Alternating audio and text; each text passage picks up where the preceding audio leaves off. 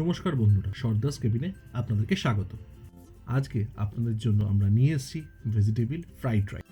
হ্যাঁ, এটা চাইনিজ দোকানের মতন আমরা রাইসকে ফ্রাই করি না, একটা অন্য পদ্ধতিতে আমরা বানাই। তাহলে চলুন দেখে নিই আমরা এই ভেজিটেবল ফ্রাইড রাইস ঘরোয়া স্টাইলে কিভাবে বানাই। তাহলে সঙ্গে থাকুন এবং ভিডিওটি পুরোটা দেখবেন। একটি সসপ্যানে প্রায় 1/3 জল ঢেলে দেবো। আমরা যখন বাসমতি রাইসগুলো দেবো তখন সেগুলো খুব ভালোভাবে সেদ্ধ হয়ে যায়। এরপরে আমরা 2 টেবিল স্পুন রিফাইন অয়েল এর মধ্যে দিয়ে দেবো, যাতে বাসমতি চালগুলো একে অপরের সাথে সেদ্ধ হওয়ার সময় লেগে না যায়। এরপরে আমরা দিয়ে দেবো তেজপাতা, দারুচিনি, 5 থেকে 6টা লবঙ্গ এবং 2টো এলাচ এবং কিছু গোলমরিচ, সাথে পরিমাণ মতো নুন, এবং এগুলোকে এই জলের মধ্যে ভালোভাবে আমরা মিলিয়ে দেবো, যাতে যখন চালটি সেদ্ধ হবে তখন এই গরম মশলার ফ্লেভারটি চালের মধ্যে যেন খুব ভালোভাবে চলে যায়। তাহলে একটা আলাদা অ্যারোমা এই চালের মধ্যে থেকে আমরা পাবো।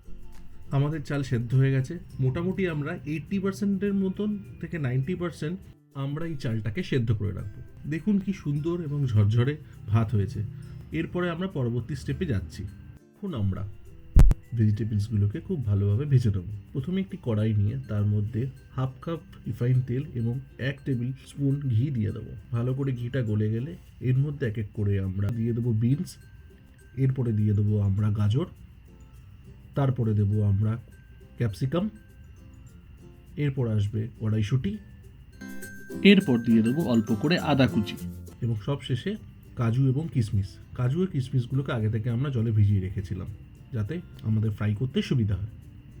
আমরা যেহেতু ঘরোয়া স্টাইলের ভেজিটেবল ফ্রাইড রাইস রান্না করছি, সেই জন্য আমাকে ফ্রাইড রাইসগুলোকে আমরা ফ্রাই করব না, এগুলোকে আমরা স্টিমে বসাবো। তো প্রথমেই আমরা কড়াইয়ের তলায় বাসমতি চালের একটা লেয়ার তৈরি করে নেবো। এতক্ষণ আমরা যে সমস্ত ভেজিটেবলস, কাজু, কিশমিশ এগুলোকে আমরা ফ্রাই করে নিয়েছিলাম, সেগুলোরও এই বাসমতি চালের উপর দিয়ে একটা লেয়ার বানিয়ে নেবো। আমি এই রান্নার আগেই রাইসে দেওয়ার জন্য একটা সিক্রেট মশলা তৈরি করে রেখেছিলাম। আপনারা যারা যারা জানতে চান আমি কি মশলা ব্যবহার করেছি, তাহলে আমাকে নিচে কমেন্ট বক্সে গিয়ে কমেন্ট করতে পারেন।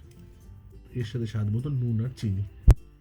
এইভাবে আমরা বাসমতি চালের ভাত, ভেজিটেবলস, কাজু, কিশমিশ, আমার তৈরি করা ফ্রাইড রাইসের মশলা এবং নুন এবং চিনিকে দিয়ে দেবো।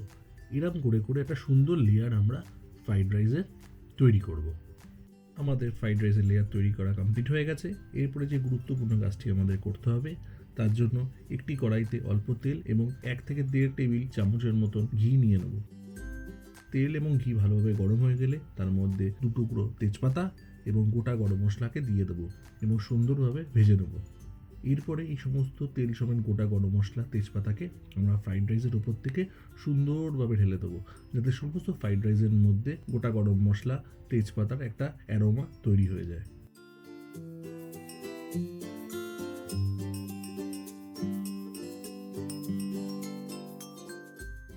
এরপরে আমরা 15 থেকে 20 মিনিটের জন্য একদম মিডিয়াম ফ্লেমে আমাদের ফ্রাইড রাইসটিকে স্টিমে বসিয়ে দেবো। দেখছেন তো বন্ধুরা কি সুন্দর স্টিম হয়ে গেছে। এরপরে আমরা আস্তে আস্তে ঢাকনাটাকে তুলে দেবো। আমাদের সামনে সুন্দর ভেজিটেবল ফ্রাইড রাইস রেডি হয়ে গেছে। কি জিভে জল চলে এলো তো দেখেই। সামনেই তো সরস্বতী পুজো, তাহলে সেদিনই বানিয়ে ফেলুন এরকম সুন্দর ভেজিটেবল ফ্রাইড রাইস, সাথে নিরামিষ আলুর দম এবং বেগুনির সাথে বাড়ির সকলকে পরিবেশন করুন। দেখবেন সবাই খেয়ে বলবে দুর্দান্ত হয়েছে। আশা করি আমাদের এই ভিডিওটি আপনাদের খুব ভালো লেগেছে। যদি ভালো লেগে থাকে তাহলে এই ভিডিওটিকে লাইক অ্যান্ড শেয়ার করে দিন, আর চ্যানেলটিকে একবার সাবস্ক্রাইব করে দিন নতুন নতুন ভিডিও পাওয়ার জন্য। ধন্যবাদ।